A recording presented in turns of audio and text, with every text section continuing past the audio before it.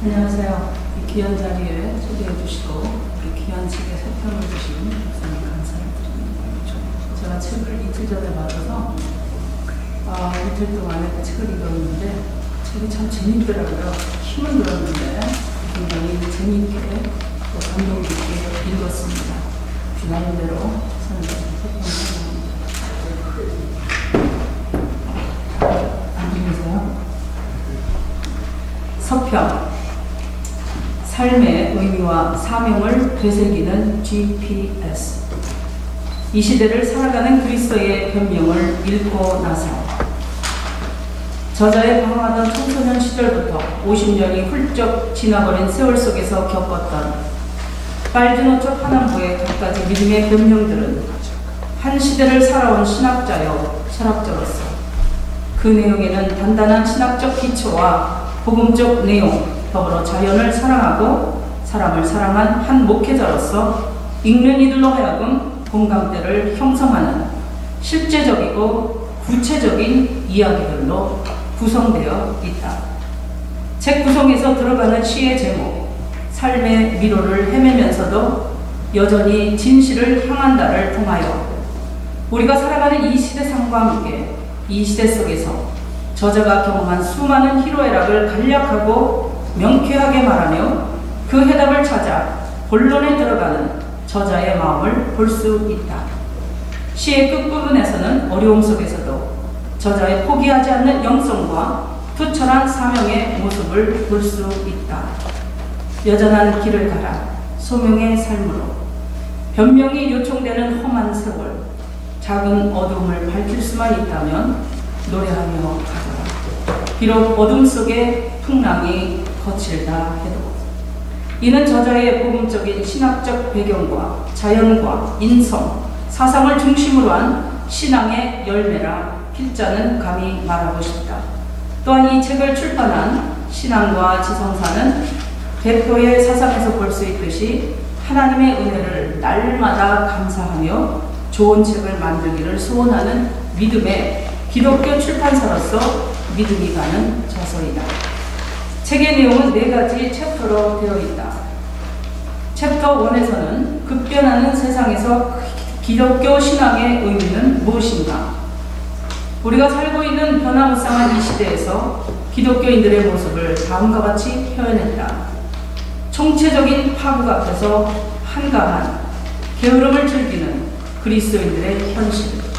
이에 기독교인으로서 책임있는 소명적 자세와 생활의 변화가 시급함을 호소하며 더 나아가 이러한 과제들은 신앙적, 시민적, 더 나아가 국가와 국가 간의 연대감을 통하여 체계적인 해안을 마련해야 한다고 저자는 갈구한다. 챕터 2에서는 6가지 종류의 변명이 나온다. 철학자, 사도, 청교도, 목회자의 변명과 시대를 마주한 경제학가 스캇 니어링과 변명하며 믿음으로 살아간 사람들의 이야기가 나온다. 이 세상에서의 삶을 성공이나 성취라는 것으로 결론 맺지 않고 다만 과정으로서의 변함없는 성실한 존재로서 수많은 사람들에게 신앙인으로서의 영향을 주는 이야기들이다. 그러므로 이 시대가 아무리 세속적 다수의 흐름으로 진행되는 것 같고 인류의 역사가 대중과 대중적 여론을 등에 업고 그 흐름으로 역사를 만들어 나가는 것처럼 보인다 해도 지성과 양심의 중심축에 기초한 신앙의 역할은 매우 소중한 것이라 말한다. 더 나아가 살아계신 하나님의 명제가 형이학적인 존재론에서 머무는 것이 아니라 실존에서 체험되어지고 삶에서의 구체화되어 현실적인 이해 속에서 기독교 신앙의 하나님은 그 의미와 영향은 회복되며 참된 믿음의 길을 걷게 될 것이라 말한다. 소크라테스의 변명은 거짓 주장에 의해 죽어가는 죽음 앞에서도 그는 다음과 같이 최후의 진술을 한다. 이제 나는 떠나야 할 시간이 되었습니다. 우리는 제각기 자신의 길을 갑니다. 나는 죽음의 길로, 여러분들은 삶의 길로. 그러나 어느 길이 더 좋은가는 오직 신만이 알 뿐입니다.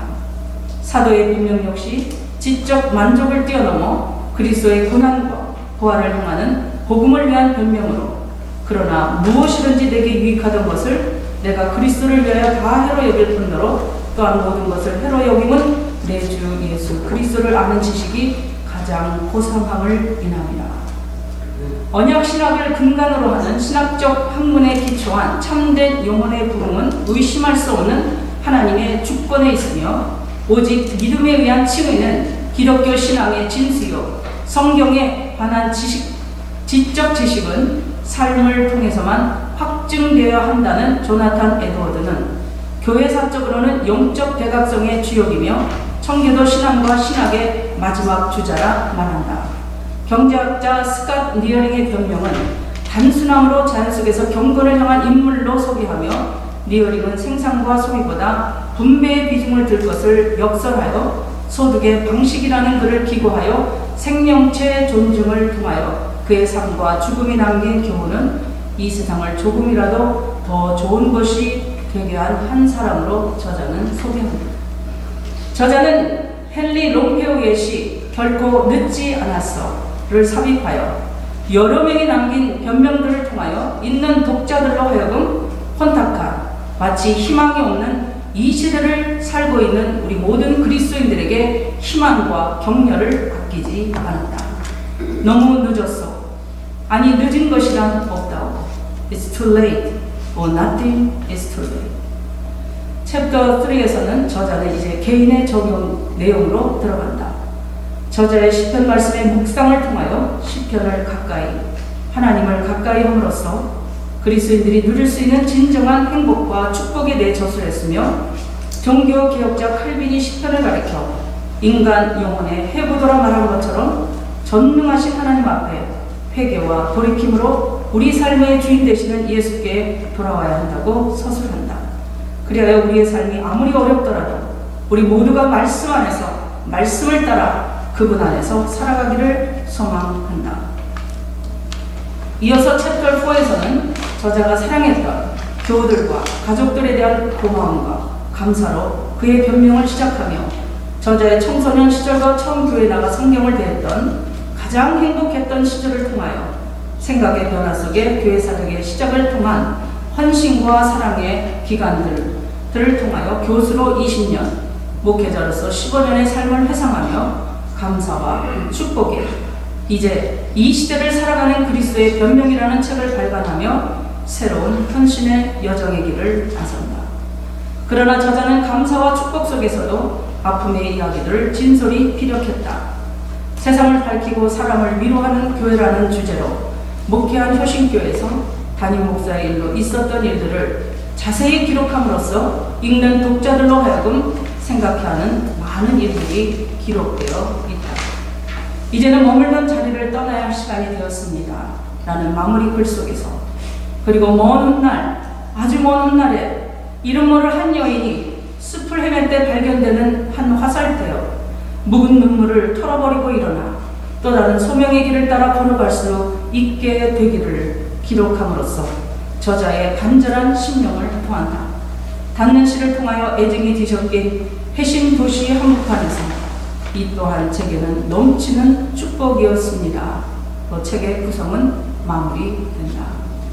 필자는 이 책의 전체적인 흐름과 제목, 내용 등이 서두에서 밝힌 바 있는 신학적, 철학적, 학문적 토대 위에서 실제로 우리도 겪을 수 있는 많은 경험과 이야기들이 함께 어우러져 있기에 우리도 또한 공감대를 형성하며 복음적인 가르침과 삶의 변명 속에서 독자들에게 주는 또 다른 도전이 있음을 분명히 믿는다. 다만 필자로서 바라는 점은 다음에는 그리스도의 변명이 아닌 더욱 풍성한 믿음의 복으로서 더욱 사랑받는 저자가 되기를 바랍니다. 이 책의 내용은 우리 모든 그리스도인들에게 실제적으로 많은 도움을 줄 수 있는 책이라고 확신합니다. 그래서 우리의 삶의 의미와 사명을 다시 한번 정비할 수 있는 책이라 생각하기에 우리 모든 믿는 사람들, 목회자, 전도사, 하나님을 사랑하는 모든 사람들에게 이 책은 서재에 반드시 하나씩 꽂혀 있어야 되는 책이라고 추천드리고 싶습니다. 이상 서평을 마치겠습니다. 감사합니다.